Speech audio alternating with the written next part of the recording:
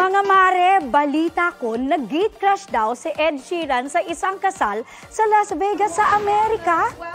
Pero teka lang, hindi po siya umeksena roon para itigil ang kasal. Bit-bit ang kanyang gitara at ilang backup singers, hinarana lang naman ni Ed ang bride na si Jordan at ang groom na si Carter. Extra special pa dahil unreleased song ang pinerform ni Ed entitled Magical. Ang sweet na ba? Oy Eda, mag-gate crash ka rin sa event ko. Welcome ka. Hindi tuloy napigilang maging emotional ng couple. Pagkatapos ma-serenade, nag-I do na ang couple, sealed with a kiss. Si Ed pumirma naman sa marriage certificate bilang witness. Napaka-magical talaga ng moment na yan.